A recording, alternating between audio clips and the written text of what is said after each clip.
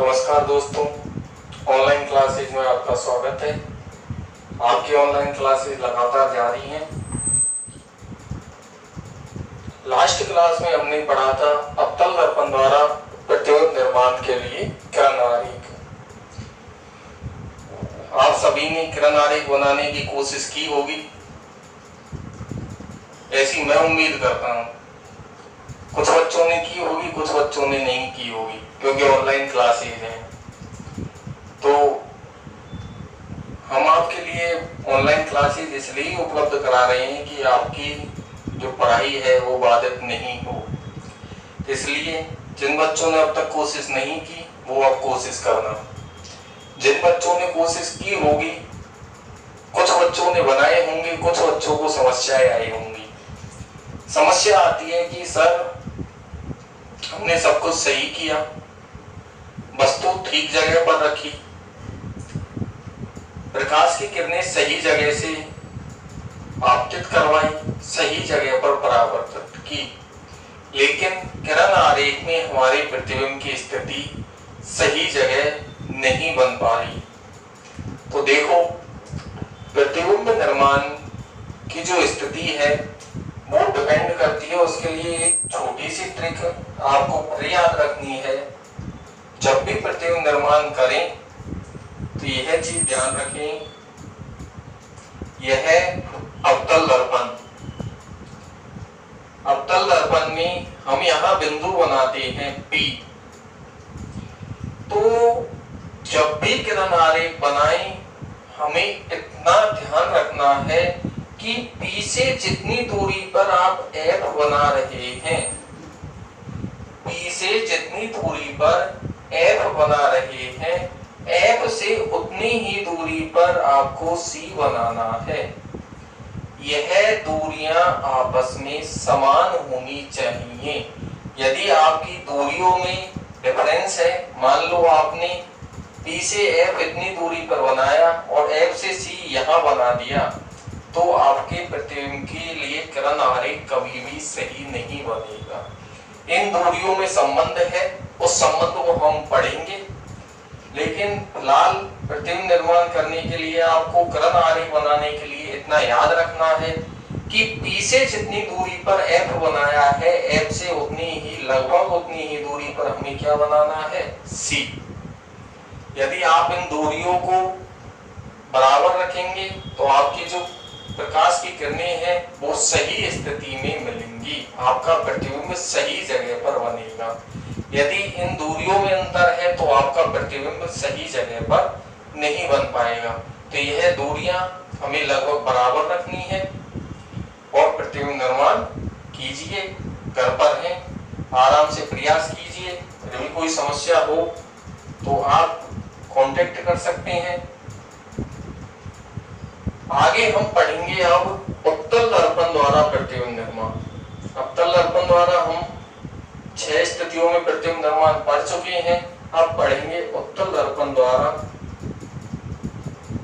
प्रतिबिंब निर्माण।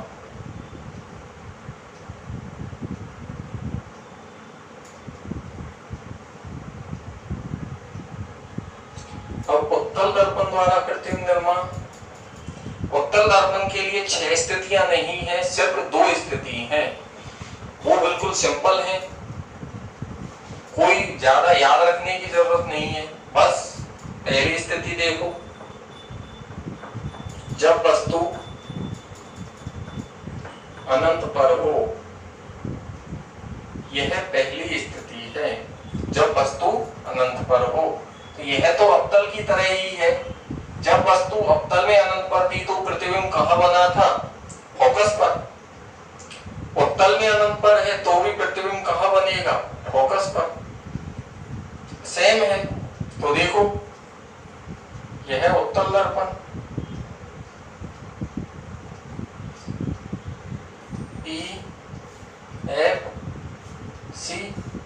याद रखना है, उत्तल में F और C दोनों साइड होंगे। अवतल में हमने एक तरफ F और C लिखे थे, लेकिन उत्तल में दोनों तरफ लिखेंगे। तो देखो, वस्तु कहाँ है, अनंत पर। हमने जब अवतल में पढ़ा था वस्तु अनंत पर थी तो हमें वस्तु दिखाई नहीं दे रही थी, सिर्फ प्रकाश की प्रकाश की किरणें ही आती हुई दिखाई देंगी। प्रकाश की किरणें कैसे आएंगी? दोनों किरणें अवतल में पड़ा था तो हमने पढ़ा था दोनों किरणें कैसी आई थी? मुख्य अक्ष के समांतर। तो यहाँ भी प्रकाश की किरणें कैसी होंगी? मुख्य अक्ष के समांतर। दोनों किरणें कैसे आपतित होंगी? मुख्य अक्ष के समांतर। परावर्तन के नियम पढ़े थे तो मैंने आपको बताया था कि यदि प्रकाश की किरणें मुख्य अक्ष के समांतर आपतित होती हैं तो वह परावर्तन के पश्चात फोकस से गुजरेंगी या गुजरती हुई प्रतीत होंगी।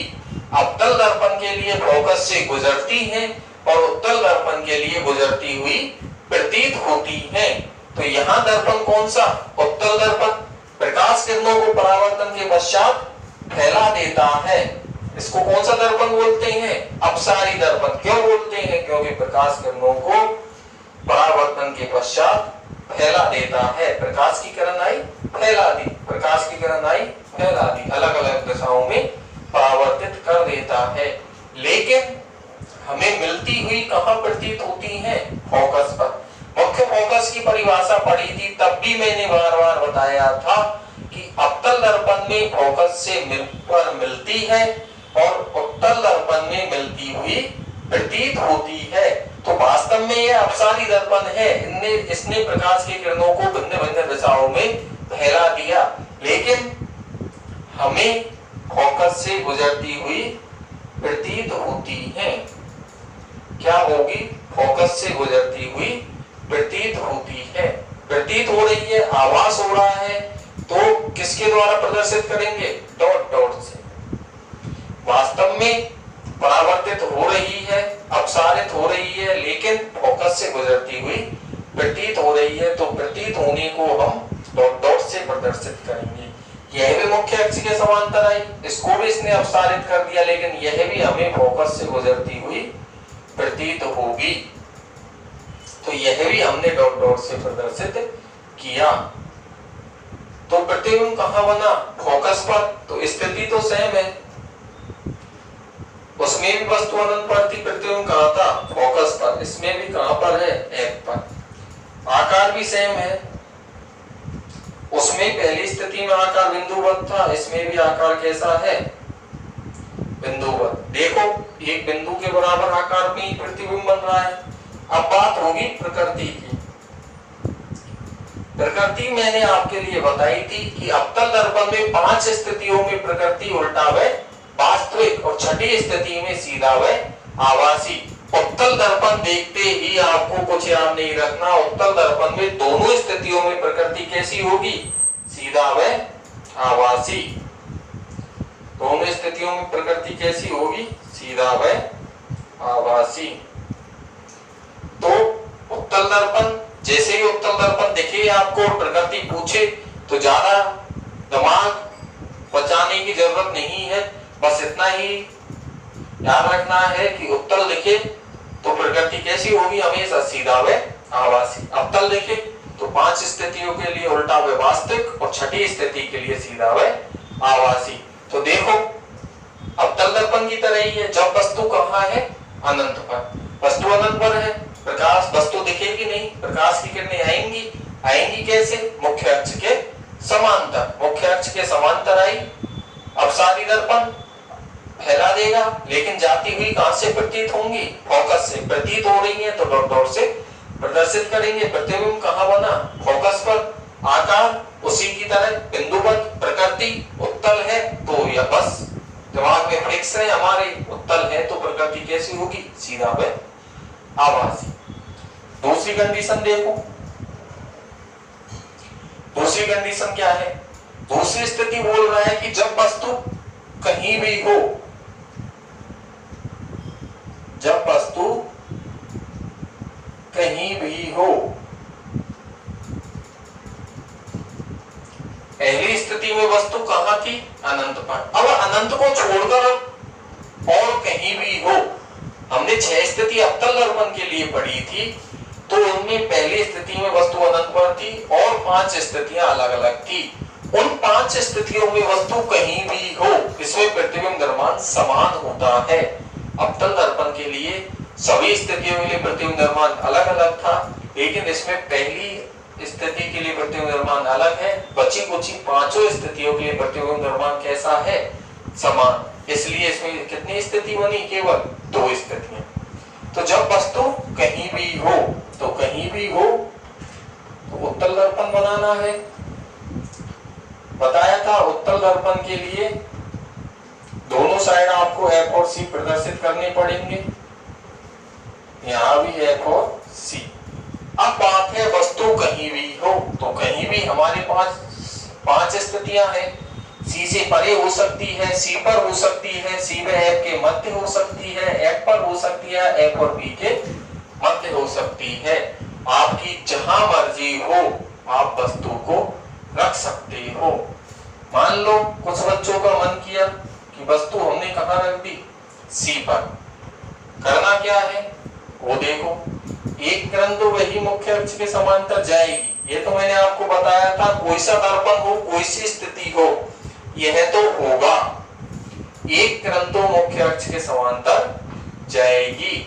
अनंत पर है तो एक किरण तो जा रही है, ये अलग बात है कि दोनों जा रही हैं, लेकिन कम से कम एक तो हर स्थिति में जाएगी। तो यहां भी जाएगी। एक किरण मुख्य अक्ष के समांतर गई, वास्तव में अपसारित कर दिया, लेकिन मुख्य अक्ष के समांतर जाएगी तो हमें फोकस से जाती हुई प्रतीत होगी, तो फोकस से जाती हुई प्रतीत होगी। अब याद क्या रखना है, इसमें जो दूसरी किरण है वो सीधे वक्रता केंद्र से निकलती है। कहां से निकलेगी, वक्रता केंद्र से।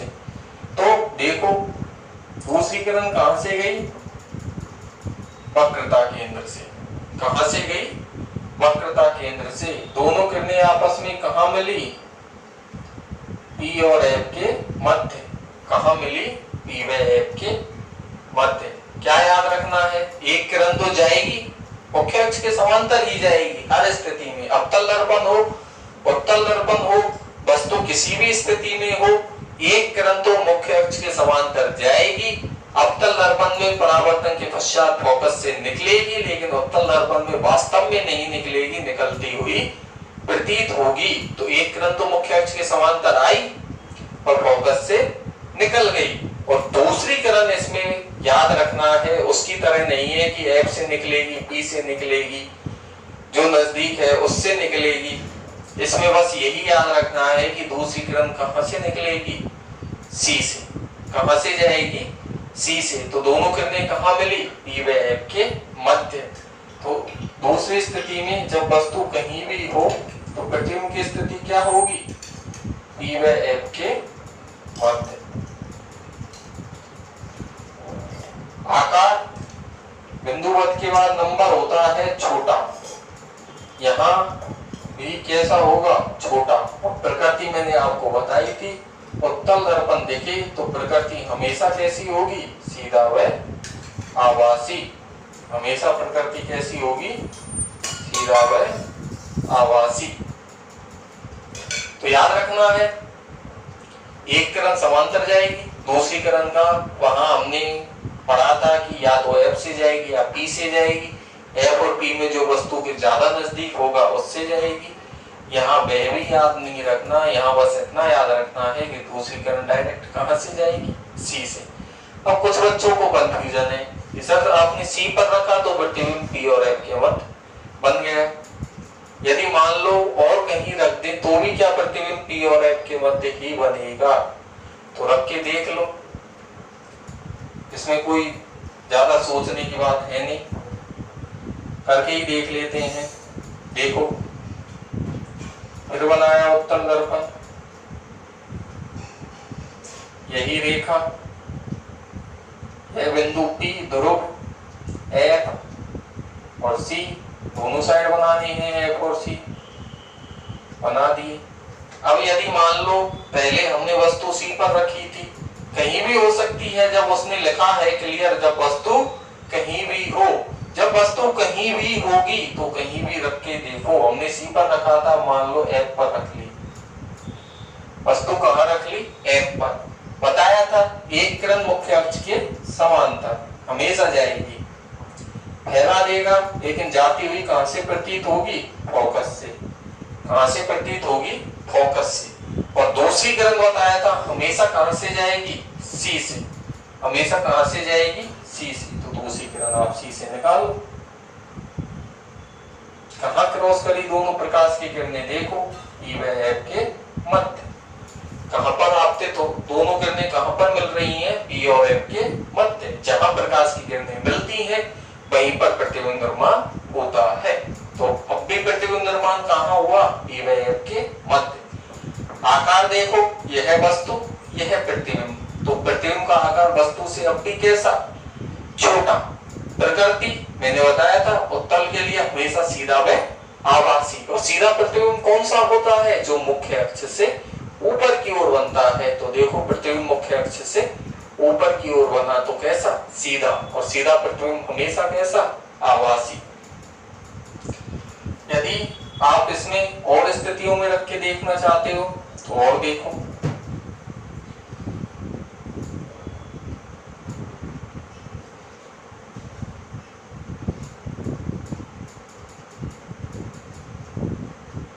दोनों तरफ हमें एफ और सी बनानी है। तो हमने सी पर रख चुके हैं वस्तु को, एफ पर रख चुके हैं। अब कहां रख दें? दोनों के बीच में। तो सी और एफ के मध्य। एक किरण सीधी जाएगी, फैला देगा, लेकिन जाती हुई कहां से प्रतीत होगी? फोकस से। और दूसरी किरण हमेशा कहां से? सी से। दूसरी किरण कहां से गई? सी से। कहां पर क्रॉस करी दोनों किरणें? पी और एफ के बीच में। स्थिति हमेशा कहां होगी? पी और एफ के मध्य में। आकार देखो, यह वस्तु, यह प्रतिबिंब। प्रतिबिंब का आकार वस्तु की तुलना में हमेशा छोटा। प्रकृति बताया था सीधा और आभासी। और एक स्थिति बची है, वह भी करके देख लो।